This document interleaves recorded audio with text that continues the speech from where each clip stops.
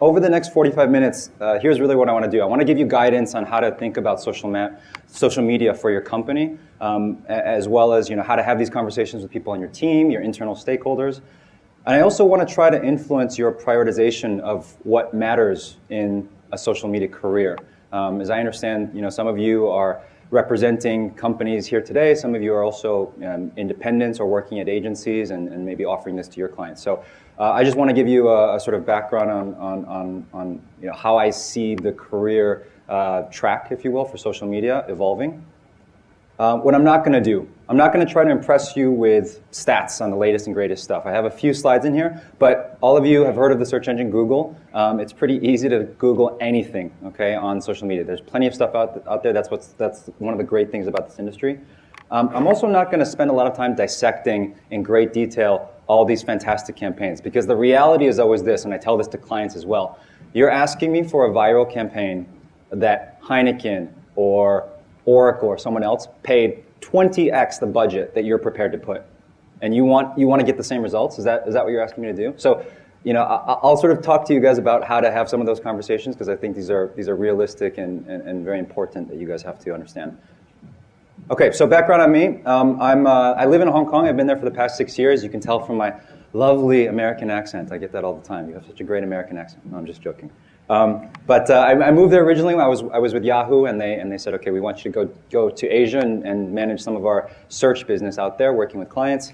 So I've spent 10 years in digital. I came out here with Yahoo, and then I moved to Expedia.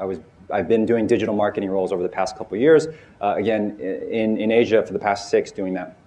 I founded Moonlight really as a consultancy in 2010. I was more interested in social media because I wanted to understand the sort of practical and marketing elements of it. How could something like Facebook or Twitter get someone to buy a brand at a higher price point? How could it get someone to go to an event and physically do something, right? So those were really my motivations. Of course, at the time, I liked Facebook and I enjoyed Twitter, but those were not really my core motivations. And as a company, we had, last year was a pretty strong year for us. It was really, I can say it was a consultancy from 2010 to 11. So I was really just doing personal projects. And that's all it takes, which is the exciting thing about this space, is it just took a few projects and we grew from 3 people to 12 people in last year. And I mean, at the moment, I can talk about that, but our business is sort of ramping up where our contract sizes and retainers are increasing and increasing. So I could see similar growth for this year. So, okay. So strategy. Lots of people love to talk about strategy and hypothesize about it and everything else. I'm just sort of going to talk to you guys a little bit about how I see strategy in terms of, again, my assumption is that some of you are social media marketers at a company, and people are expecting you to sort of do this. Congratulations. Welcome aboard. We'd like to offer you the role of social media marketer. Let us know when we dominate social media, those intertubes, the Facebooks, and the blogs things. Can you just let us know when we have 1 million fans and our brand is awesome?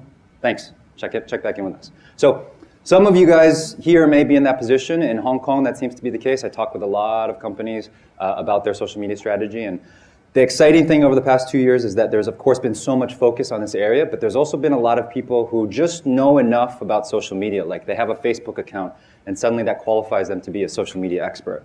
So I still don't, I'm not a social media expert. I'm someone who offers social media, and I work on social media projects for clients who pay me to do that, and I learn every single day. So I hate that term of expert. So let's talk about, the first thing I think your company should definitely know, and if not, I think you need to have a heart-to-heart with them. Why are you doing this? Okay, so these are 3 common reasons that I hear, and I put these in the order of, for me, what is the least valid and the most. And I apologize, there's 2 typos in this presentation, so I'll point out the first one. The bottom one is we tried it, but now we need. Okay, so let me just go from top to bottom. We should be a major player in social media because that's the level of brand we are. We're supposed to have 1 million fans because this is our competition and they have 1 million fans, so just do that, please. Second one, our competitors are doing it, and Big Boss says we need to do it. Okay? And the third, which is ideally what you want, we've tried it, but now we need someone to actually make it work or make it work better. Okay? So, again, from top to bottom, if all you're hearing is the top one, I would say, you want to worry a little bit, or you want to talk to your boss and talk to your hiring manager and say, okay, let's really understand this better. Because I talk all the time in Hong Kong, it's very easy to find people that have their own companies, and they say, oh, I'm launching my own brand. This is the type of brand we want to be. Okay, well, do you have that budget? Do you have their history? Do you have their same product level? Oh, you don't have any of those things. Okay, but you're the same brand. You want to be the same brand, right? Is that what you're trying to say? So a lot of where I feel like we've been able to get business is I'm telling people things that no one else is telling them, just in terms of how to be realistic with marketing as a whole and social media specifically. The second one is actually a very common and a very, very practical starting point in terms of where we should begin to build a strategy. Our competitors are doing it. These are competitors who we believe are on par with us in terms of industry. They have the same market size. They have the same capabilities. We think we can beat them as a competitor. And they're doing it, and we want to copy them and do it better. I'm totally okay with the strategy. I think this is a great strategy, actually. And if you look at many companies doing this in general, not just social media, but everything, a lot of it is about copying and replicating and altering, okay? And the bottom one is also great if you can do that, because that means there's already a track record. Oftentimes, if you're coming in, that means there's a track record of, not necessarily uber success. Okay? So what are the expected goals results? I'll talk more about tracking through the rest of the presentation, but realistically, as you succeed in your role and as the company succeeds, where should you see success? And this is what I've seen with the projects that we work on. Okay? So generally speaking, the first sort of halo effect in the first 3 months is the boss is happier because, great, now we have a social media person. Secondly, increased brand awareness. And when I say increased brand awareness, let's be honest, I'm talking about you've launched a few social media channels, and now your boss and internal staff can say, we're on social media, and this person is now handling it for us. So as a result, that's sort of increased awareness. We're not talking about everyone on the street knowing your brand yet. Okay? The third one is an important point. I think for smart social media marketers, you really have to look at other channels also. You have to understand, is there lift in other channels? And I'll talk more about that. So by other channels, I mean the amount of traffic to your website that are people going directly to your website. Because these are people that are typing in your brand going directly to your website. Does that increase over time? Okay? If so, you can assume that more people understand your brand. And then lastly, really, social media sales, to be honest. There's very few companies that I find that are actually doing this well, and if you really understand where they're driving revenue, social media is very rarely the strongest channel for them. Okay, so take retail, for example, where online sales are a big portion. Social is oftentimes a very small portion relative to EDM, relative to site sales. Okay, so this is, I think, also a very important part of social media. The great news and the bad news is that everyone wants to be involved in social media, but oftentimes it can mean that you have a lot of stakeholders who you can report to and can make your life hell or heaven, depending. These are sort of the key folks that we run across all the time when we're talking to a client. So digital, understandable. Marketing, of course, these kind of merge. Communications, so of course part of just the broader PR spectrum. And in Hong Kong, and I think it's the case in Singapore, that's what makes this space very interesting right now. You have digital marketing, you have sort of web development, and you have PR companies in sort of this triangle, and social media is in the middle. And depending on the brand, depending on the company you're talking to, all three of these companies can have their hands in the cookie jar. And then CSR. So I think there's an increasing, of course, look at how do we use this as a channel to manage customer service, manage customers that are unhappy, whatever it may be. Oh, someone posted on our Facebook page saying that they bought this thing and it didn't work, and that's now suddenly the most important thing that social media should be doing. So all these groups have different interests as well. What do they care about? Okay, I'd say digital and marketing, oftentimes they care about the same things. The only difference really is that digital, they typically are going to track their things according to what's happening online. Marketing really cares about things many times that are offline. They care about sales. They care about how many more product do we sell in the store? How many more bookings do we get out of the hotel? Okay, comms, they care about buzz. And if any of you here are from the PR space or have spoken with PR professionals, there's many different ways for them to measure buzz. But the good news and the bad news is that they're still trying to figure it out for social media. And then CSR, they care about complaints. They don't really care about if you only have 5 fans on your page and one of them wrote, oh, I'm not happy with what happened the other day. They suddenly think that that's earth-shattering. So I think internally, if you're sitting at a company, you need to be very clear about who are your stakeholders, because what they care about is going to influence what they're coming to you about. Okay, so, sorry, second typo. Why does the company need you? Important. Okay, so why does the company need you? Again, I don't do too many of these events, and one of the reasons I did this event was when I first spoke to the organizers, they said, we want someone to come in and actually just tell us just the normal stuff. Don't try to impress us, or don't try to make people, you know, get super, super excited that they want to build a Facebook. Just tell us how to do it, okay? So I put up here some sort of common things that I hear, especially we're expanding, we're interviewing lots of people, and this is what I hear, why the company needs you. People say to me, I love Facebook.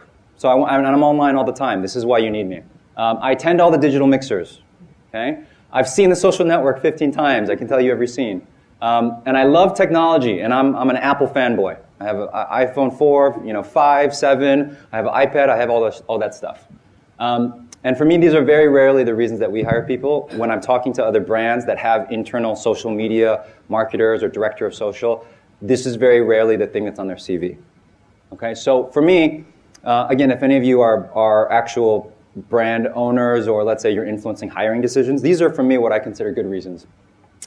I've demonstrated competence in my prior career that I can learn things quickly or explain things that are complex in simple terms. There's a lot of things that are happening in social media that are really exciting and involve technology, but oftentimes if you're at an internal company, they're not going to have the backdrop to all the sort of technology behind it, so you need to be able to explain it to them very simply. Okay? And the fact that they're not a professional at this is not an excuse for you not being able to explain it to them. I know, or I'm very interested to learn, this is, I would say, as important, how to put together a campaign from soup to nuts. Okay, so I'm talking about from concept, seeding, advertising, development, tracking, all those things. You don't necessarily have to know how to do it, but you have to be interested to want to learn how to do it. Okay, because if you're in this role, you're going to have to do this stuff. Or you're going to have to evaluate an agency like me. Are we doing this well? I'm interested in understanding who's spending time on which sites and which apps, what they spend their time doing, okay, and what opportunities may exist for brands. Because this speaks to some points I'm going to make later about, which social network should we be on? Oh, this is the best social network, whatever it may be. And the point is that it's fluid. There are different social networks, different markets. If you're in charge of regional social media, it changes. This is also a practical reason. I'm a blogger, and I have a loyal audience that already suits your target audience. I think this is a pretty practical one. So if you work at a brand right now and you're interviewing someone who already has a blog and they have 20,000 people following them on Twitter, and they already have site traffic, it's something to consider. There are plenty. You can do some research. There's plenty of disaster scenarios where companies have hired bloggers who've never worked in a corporate environment before, and it ends up backfiring on them. But this is still a consideration, because essentially what you're doing is you're working with someone who already has an audience that you want to reach. Okay, so let's talk about audience. This is kind of important. This is a picture of the last party that I had. It was awesome. We had a great mix of people there, and it was a really, really fun party. We were serving lots of awesome food and playing great music. No, I'm just joking. I haven't had this party, but I'm giving you an example of really, at the end of the day, the only thing that really matters, I'd say, especially if you're coming into a company that wants you to start social media, the only thing that matters is having an audience. If you don't have an audience, nothing matters really else, realistically. So I'd say for the first 6 months to a year, if we're using Facebook as a standard, again, it really depends on the brand. But I would say as a minimum, until you break a few thousand fans, you should just be focusing on that. Everything else is sort of, it's important later, okay? It's not a build it and they will come. If any of you have done websites, you know that. It's not just building a fantastic website and all of a sudden you have massive amounts of traffic on it. Of course, you have to ensure that it looks okay. You have to ensure minimum presentability, but just like, again, with websites, if you get more traffic to the website, eventually at some point you're going to upgrade and polish that website, okay? So it can be the same thing for your social media strategy. So I've been involved in projects before where clients are spending so much time thinking about the timeline and the timeline image and the logo image of Facebook and exactly how the things sound when they post, and they have 3 fans. And tomorrow they're going to maybe have 4 fans because they don't want to spend any money on advertising or don't want to do any giveaways. So none of those things matter if there's no one at your party. It doesn't matter how good your chips are. It doesn't matter how great the music is. Okay, so again, it's important for you to understand this as professionals and figure out how to have the right conversations internally to communicate this point. Okay, so where to start? You can't do everything at once. Some of you may also be working in companies where they're like, yes, we're really excited about social media. Pinterest, Instagram, Weibo, YouTube, Facebook, LinkedIn, all those things. Yes, do it, please. Let us know how it goes. And you can't do it, you just can't. You can't do them all at once. Get really good at the process of sourcing, reviewing, sharing content via social media, via one network first. And I would say, I'll talk about that. Facebook makes the most sense. Get really good at that process. Make sure you understand who are doing and who are involved in all those pieces, the sourcing of it, who's researching the content, what type of content are you posting, okay?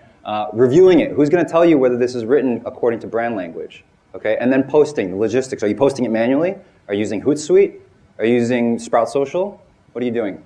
And tracking, how many hits did we get? How many comments? How many likes? How many shares? All those things. Get really good at that process. And I guarantee you, once you're good at that process, adjusting that strategy to include Instagram and Pinterest photos is going to be a piece of cake. We've done that for other clients. Okay? So if you're in Asia or frankly in anywhere in the world except for in the middle of China, Facebook is likely to be a core part of your strategy. For any of you that don't know, I think everyone should know socialbakers.com is a fantastic site. That's really the main place you need to go for data on anything related to Facebook. This is the latest audience as of a few days ago in Asia, 267 million. Okay? Also from Social Bakers. So this is just a look at users by country. So I think this is this exercise you should do, frankly, for any of your other internal discussions about what social network should we go into. Okay, well, what social networks actually have audience? What countries have audience? And that should, you should fish where the fish are. Okay, but you should start from sort of a practical consideration. This is also a look at millions of users by various social media. Okay, this is from various sources, but basically all collared across the past, let's say, week. I really recommend this approach to engaging your internal stakeholders in a logical conversation about where we should play.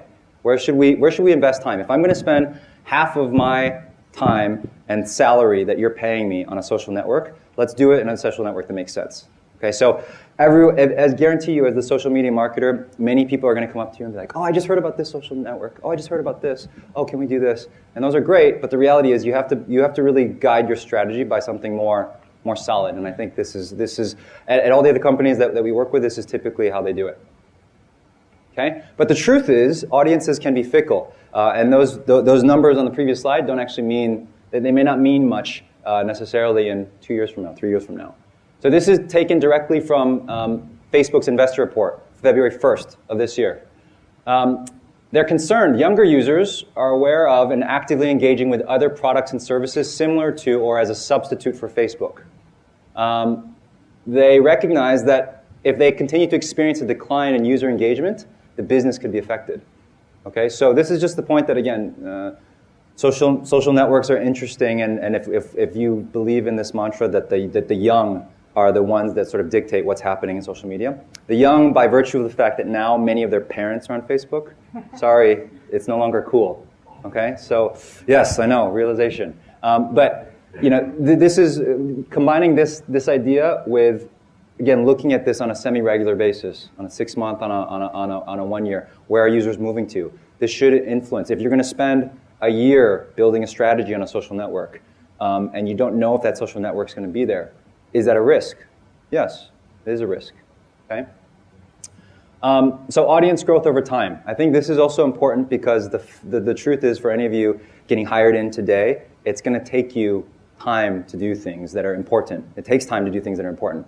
That's a fact. So it's always a function of these three elements: time, resources, and strong campaigns. Okay? It's not just you could come in with gangbuster advertising budget today, and maybe you can do things, but that doesn't mean you're necessarily going to be effective in that position over the long haul. You might get a lot of audience, you might get a lot of fans, but how do you monetize them and how do you go to the next level? All of these things contribute to audience growth over time. It's always the result of these three buckets, and you, as the social media marketer or person at your company, you influence factors like time and campaign strength. Okay, you can influence those things, but you don't remove them. You don't eliminate them. They're still there. It's still going to take time. Okay, so putting things in perspective, and I think this is a seriously important conversation also for people to have with their internal stakeholders. You know, we all know these rock star brands, Starbucks and Southwest and Old Spice and whatever it may be. If you've done research, you know them. The fact is they've all invested significantly in all three of those buckets. Okay, Dell, who wins all the awards, I think their budget, if I remember correctly, it was easily in the millions of dollars. Okay, starting 5 years ago, millions of dollars USD. Okay, it's significant, and that means headcount, that means advertising budget, that means branding events. You will benefit the most in the long run from the campaigns that didn't work. This is also what I found to be true, and for the clients that we work with, this is the thing that they really like. This is actually part of optimization. Okay, so optimization is, if you're in digital, it's one of these words that gets thrown around a lot. I came from a background at Yahoo where I was doing keyword marketing, okay? Managing literally millions of keywords in an account and optimizing those. And optimization for me, and still what I do now, it's the act of adjusting what you do based on data. It's not, I have an opinion and this is what I think we should do. That's not optimizing. The time and resource invested to acquire this data, okay, that's the price that you pay to be able to optimize. So this is important for your stakeholders to understand that if we run a campaign, maybe it works perfectly, but if it does, okay, the reality is we just sort of hit the nail on the head, and we're not going to see what worked and what didn't work, actually. You can only see what didn't work because you're looking at the chart and you can see that it didn't work, and you paid for the fact to see that data. You spent the advertising dollars and you saw that the CTR was low, or you saw that the cost per like was low. So the point is, to get to that point, to get to that aha where you say, oh, okay, this we should never do again. That's the price. The price that you're paying for that aha moment is what you invested to basically have the experience that didn't work. So I think this is kind of once you see that light, it completely changes how your CEO, how your director of marketing, how they look at budgets. Because they're like, okay, well, how much? The question I ask now is like, how much data do you want to see at the end of this campaign? Let's talk about that, because the more you spend, the more data we'll be able to show you. Okay, so talking about audience growth, campaign requirements. Again, the audience growth at the end of the day is really the most important thing in the short term. I think you have to have these three elements. Engaging, I'm just talking about one specific campaign, which is about prizes, giveaways, things like this. Talk to brands all the time, and to be honest, after the past 2 years, this is still the most practical way to grow audience. There are many considerations, and we can talk about them here, but for me, this is still where most companies should start. Okay, because if you don't, you're hoping that you're just a brand, that you find a client like Chanel. And everyone knows Chanel. Okay, great. So we don't need to give away anything Chanel, because we're just going to launch our page, and hundreds of thousands of people are going to like that. So if you can get that role, great. You kind of won the lottery. But if you're at any other company, if you're at a startup, if you're at a medium-sized company that's not well known, you're probably going to have to pay for it in a different way. Let's go into the details of these. So when we talk about engaging prizes, okay, I think it's important to understand and do the sniff test and say, is this actually a prize that people are going to care about? Clients will say, oh yeah, great, we can do something like this. We'll give you a 10% coupon. And it's the same coupon that they give to everyone else. So if you're going to invest in it, do something that's actually going to get people's heart moving. Audience and advertising. Do you have sufficient audience today? Do you have 10,000 fans or 20,000 fans on your page already? If you don't, and you're doing this as a way to grow audience, are you going to budget advertising around it? Because it's not enough just to say that we're going to do a prize and not spend some money pushing that opportunity. And then the last, content seeding strategy. Beyond the ads and beyond the prize, how do you plan to post and share throughout the campaign? For us, most of the campaigns that we run are typically 2 weeks to 4 weeks when we're talking about competition. And again, this is brands. The higher the brand that you go to, oftentimes the more that they don't want to do a prize, because they say things like it degrades our brand value. And all those things I think are practical reasons, and you need to understand them. But the reality is, on social media, people love deals and people love vouchers, and there are likely you have competition right now that is willing to give away prize, that is earning some brand share. That's probably the reality. So this is studies that I took a few days ago. 81% of social media users. I think this is actually from the UK, so you have to take it with a grain of salt. There's just not that much data really that's great on Asia. Asia research and everything else. But so in general, you have to do your best to collect data from multiple sources. 81% of social media users regularly use coupons, vouchers, and deals. 89% take up amongst 16 to 24-year-olds. 78% of those age 65 plus. 27% social media users use promotions, found them via social media. Okay, so if this is an element, then it's not just about do we give away deals, do we give away, is it going to devalue our brand? Are you only selling one product? If you're selling multiple products, are there certain products that have different brand levels than others? And if so, could you start with those? So there's different ways to look at this problem and solving it. Okay, so let's talk about tracking. This is, I think, really one of the most important probably the most important topic. So what I'd say for any of you that really love this field and want to be doing social media for the next few years, I believe if you're going to get good at something, you should get good at this. This is what I think is going to get you promoted to director of social media, director of digital, whatever it may be. Okay? Things you need to be able to do. Just to sort of boil it down to, at the end of the day, what do you need to do? So the first one is very important, and I think many times people don't think about this. You need to understand the factors that actually move your business. Okay? If you're a restaurant, the factors that move your business are not how many people are on your Facebook page. It's how many dishes you're selling on a nightly basis, and what's your average table rate. Things like that. But then you have to understand the factors that can influence those factors. Okay? So this is just sort of practical to be effective in business. And once you understand that, you have to test assumptions about how these things are related. How strongly are they related? Again, to use the restaurant example, if we offer a coupon for 30% off lunch on Wednesdays and Thursdays, okay, and we do that over time, can we see an uptick in some other factor over time? And then really it's just about showing growth in these numbers on a periodic basis. For most of our clients, it depends on the level of data that we're able to generate depending on an ad campaign or activity. But I'd say no more than weekly, really. Oftentimes, especially if you're starting, probably something like bi-weekly or even monthly. But generally speaking, it's very important in the first few weeks, months in your role to make sure that your internal stakeholders see the tracking progress in place, and also that you communicate that over time it's going to get more sophisticated. Okay? So in terms of tracking and influence of revenue, this is what oftentimes management thinks it is. Social media KPIs in sales. Great. We're really looking forward to once we can see that tick. And oftentimes it's actually not so straightforward. There are many, many other factors related. Okay, and this is where when I'm talking about getting involved in tracking, this is one model of what it could be.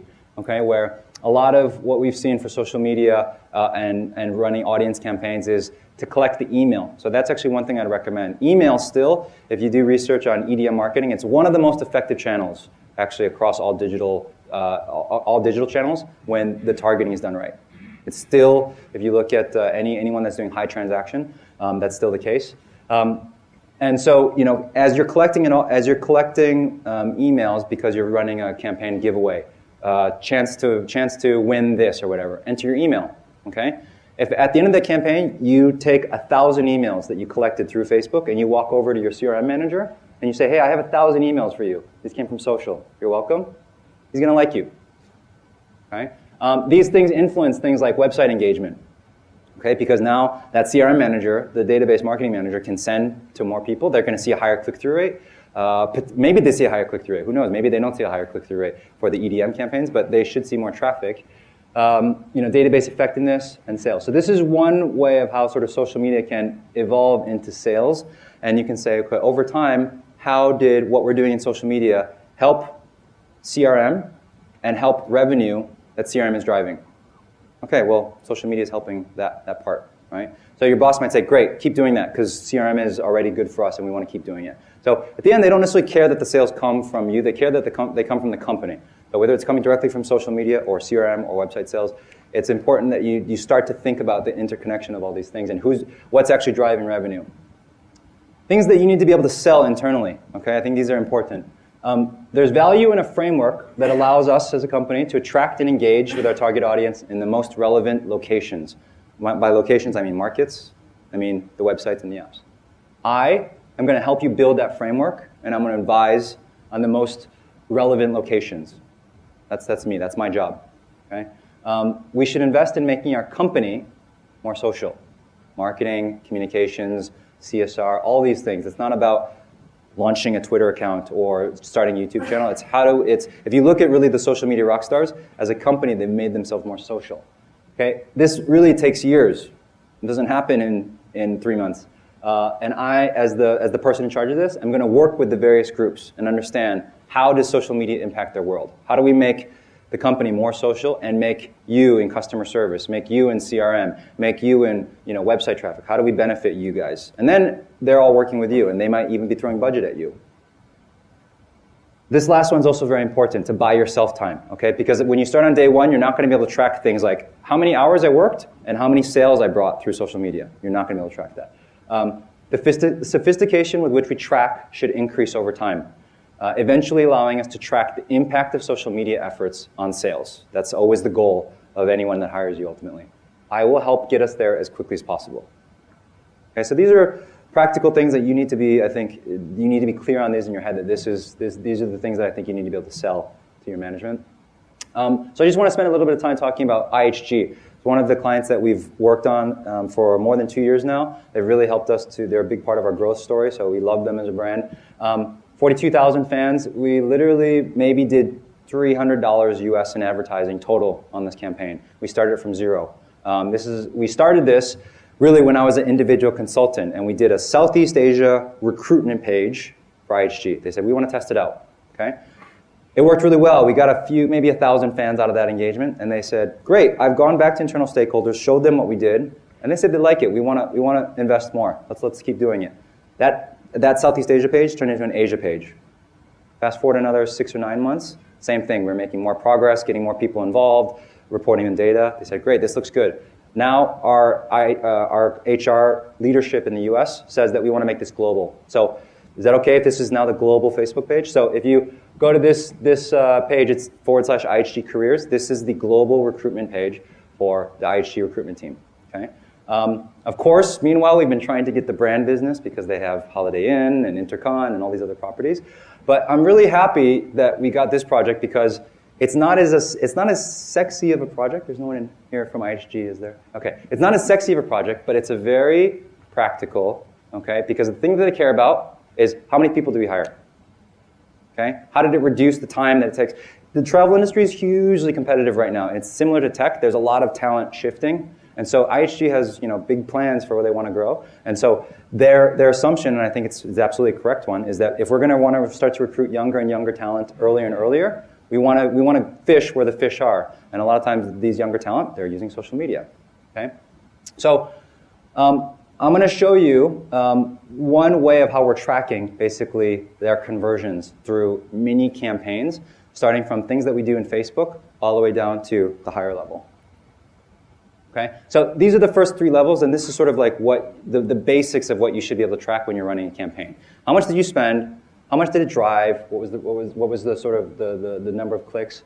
If you do those things, okay, then how many likes did you get from those ads? So what was the increase on your page? How many job application views? So from the likes, how many of those people viewed? We basically created an application for them that lets them see different job postings and things like this. So how many people viewed that? Okay, and from that, the whole point is that their actual interview process happens on their site. Okay, so how many people go from the application into their site? So again, just to take a step back, these are people that were on Facebook, surfing around, playing games. They saw an ad, clicked on it. They went to our page, saw an app that we created. They saw that, looked at different jobs, and said, oh, this is interesting. Clicked to go into the IHG.jobs. And of those, how many people applied? And from the applied, how many people got hired? Very practical. And you can follow the string, right? And you're having dropout rate at every way, and this is also where you're starting to look at optimization.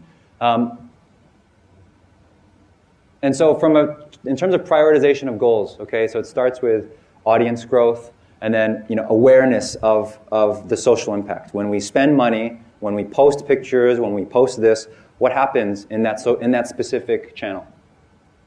Then let's look at what happens in other channels. Let's look at how many people go to our site. Let's look at how many people, does our open rate increase? Let's look at all these other things. And then lastly is the revenue impact. If you were to translate these things into practical elements, I need a new word. I'd say practical too much. I'm sorry. It's the most relevant word.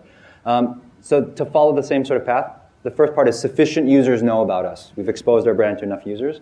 And we observe X within that network when we do things. We observe X within social media. We observe an increase in impressions or comments, impressions, sharing, whatever it may be. Then we observe Y in other channels. And then lastly, we observe Z in revenue. And by the way, each of these things, X, Y, and Z, could have completely different reporting reports that you create for the client. But at the end of the day, what you're trying to do is show how they're all related and how one thing starting here can have a ripple effect into sales. So this is another look at a possible tracking framework. And it's just a sort of a different play on what I just showed you before. So the things in purple, these are the things that if you're doing that today, you should be able to do. If you're not able to do this, you should start, because by virtue of the fact that someone hired you to do social media, these are really the basics. This is obviously just for Facebook, and I have things on Twitter on here as well. Okay, but there's many tools that you can use to get this data. Facebook Insights is actually great, data insights. There's a lot of fantastic data there. A lot of it can be all of it can be exported, manipulated, combined with other data. I really recommend that. Web traffic. So I'd also strongly recommend, if you guys aren't already, start getting really good at Google Analytics. It's a fantastic tool for the fact that it's free. And if you're not getting 1 million visitors every single day, it really covers all the needs that you have. And then, when you're talking about specific campaigns, okay, so how much did you spend, clicks produced, emails submitted, how many did you collect, and then online and offline sales. And if you can track this over time, okay, or every half month or every month, someone's going to be very happy with this. And this is, for us as a business, this is how we increase our projects. We say, okay, this is where we came from here to here based on how much we spent. So based on this data, okay, if we had spent 50% more, here's how much farther we could have gone. What would you like to do in this year? Right? So it's just having a very logical conversation. I'm not trying to sell anyone into it. It's just I want them to make the best decision for them as a company. And I believe that there's enough demand right now of people willing to test, willing to see data, that we're going to get some business out of that. And we have. So a lot of this is quite simple, is quite complex, and maybe your sort of mind is buzzing right now. But the fact is, if what you do is simple, then replacing you also is. You just accept it. I mean, the things that are hard to do in life are the things that you should do, because oftentimes they're the most worth it. So I think right now also in social media it's the same. Okay? So voice and engagement. I'm okay on time? Okay. I'll speed up a little bit. Okay, so voice and engagement. This is a lot of times a big important part of the first topic. Does it, the key questions to ask. Does the post, does the tweet, whatever, does it read on brand? Does it fit our brand? Does it match the style of the target audience? Can it be proven to be optimal relative to other voices? I think this last one's actually quite important. I try to have as few conversations as possible about, I think this sounds better than this one. Obviously, no grammatical mistakes, okay? But the fact is, it's very arbitrary. What this young woman and I, if we were to write something, what she thinks sounds great could be completely different than what I think sounds great. So try to let data net that out, okay? On the days that she's posting, do you see higher engagement? What about on the days that I post? So get strategic with your content. I'm going to talk about this. And I want you to think about, if you could fast forward through the next year's post, all of the posts that you're going to send over the next year, and you could categorize them. Okay, what would the posting frequency as well as the top categories look like? This is a very important strategic question to think about, because are you posting that frequency and that distribution today? You have different categories like product-related, offer-related, brand-related, fun, and audience-related, all these different types of categories. What should the distribution of the content be across these categories? And should it vary also by channel? Maybe by different channels. Maybe Facebook versus Twitter, you're going to have different distributions of this. Okay, so this is how to sort of put it into a matrix so you can see. So let's pretend on the left-hand side, these are all the posts that you're going to plan over the next year. And the second one, the category, fun, product-related, campaign-related, whatever it may be. And the response. So this is just some arbitrary number that I made up, right? But it could be just as easily, number of likes or number of shares or number of whatever. Once you have that matrix, you can add an additional column called variable. Okay, so what are the other elements that you could put in here? And if you guys also don't, hopefully all of you guys know how to pivot data, but if not, you should definitely do that, and that's a big part of what we do and help clients to do. What are some variables that you could throw into that column? Okay, so you could have a column for all of these. The content type. When we post A quote versus a photo. Do we see different things? The product and brand, again, for IHG, they have many brands, right? So what are the different brands? Day of the week. Do you see more engagement on Friday versus Tuesday? Morning, afternoon, evening, similar, and giveaway related. So I encourage you to try and do this on the bottom. Take opinion out of the equation. If the client is hiring you because they trust your opinion, they just trust your opinion right now. Right now. So all it takes is one screw up and then they no longer trust your opinion, right? So I try to take opinion out of the equation. Make data be the net. How should the data read if the opinion is true? And let's test that. Okay, so brand's doing well. I think I have like 1 minute, so I'll just speed through this. So I think this is, again, I mentioned this earlier, this is a very easy way, and this is, if nothing else, if you're not clear what to do, just doing this, understanding what the competition is doing, analyzing where your strategy should be, different relative to theirs, and test and repeat. This is guaranteed to at least get you a decent result. Okay, I really believe that. These are some brands doing well. I don't talk too much about this because the truth is, I don't have insight into how much they're investing, really. I don't have insight into how to, and these are very, very key factors into all these, but all of these are brands that I really like. I watch their pages. I think the engagements that they do are great. They're very integrated. So even if you just studied their accounts and just look at the type of content they're posting, I think you can learn a lot. I think also, the three things that come up for me, they're committed to it. So they've been investing in social media in a real way. They create great content. Content is the most expensive thing, and they do it consistently. Old Spice, I don't know if you guys saw this, but they recently came out with a new campaign, which is even more fantastic, which is Director Wolf Dog. Check it out if you can. But this is an example of it's definitely not cheap to create this content. If you read the backstory about how they actually create Old Spice Man and this, they're working with some fantastic agencies that create really great content. I think for me, as far as social media, Samsung is the one that has done it really well, just because of this campaign. And the reality is if you look at these, this is the sort of all of these related to the next big thing. And what they've done, that debate is what's the best phone? It's a very interesting debate because now the reality is all the devices, and it's such an incestuous market that it's actually the same hardware at the end many times. And the truth is what Samsung done with this campaign is they just made it now cool and quirky and fun to be associated with Samsung. With these folks up here, I think everyone knows LeBron James, and that video, the way it was done, is so cool. Now, no one really thinks Samsung is a geeky, and actually Samsung planned it perfectly because there's also all this story coming out with Apple and Tim Cook and not necessarily doing it. So I think whether they planned it well or not, but it's for me, they've done it really well. Okay, I'll just very quickly finish up with this. This is, I think, quite important. This is how I see the progression in this space if you're going to be in this industry. This is what I've seen across looking at other companies. So you might be at the bottom, social media executive. That gets you to a position where you're head of social, then head of digital or head of comms, head of analytics and CRM. There's increasingly this role in companies. I think it's a hugely important role, actually, and I think there's going to be a lot more of them. And the CMO or the CXO, okay? And the CXO is Chief Digital Officer. And how this translates into what these people actually do, I know how social media works. I know how social media works in our industry. That's kind of an important one. I know how digital and comms work, broader speaking, in our industry. I really know how our users behave. Okay? And I know how to move our brand. So if you know all those things, you should know how to move a brand. So, parting words. Get really good at the things that others are not. I'd say these things: Excel, data, Google Analytics, SEO. If you don't like these things, chances are there's another social media expert out there who also doesn't like them. And the fact is, if you come in and you're like, I like looking at data, I like looking at Excel, you stand out from everyone else. I'm never impressed by people who tell me I love Facebook, because everyone loves Facebook. Everyone's on Facebook.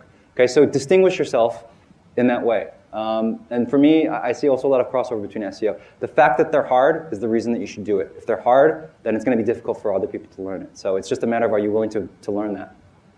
Ask yourself what you're learning from your role, from your manager, from your brand. I think it's really important that you find a position where you're able to learn, and they want to encourage you to learn. Because the fact is, you don't know how, and I don't know how the social media is going to play out over the next couple of years and months and whatever. So you have to be committed to learning. And the reality is, you're going to succeed based on the things that you want to learn and the things that you're willing to learn. It's not going to be what you currently know in this space. So. I think that's really it. I hope that this was useful and that you guys get something out of it. If you have any questions, feel free to bug me. Thank you.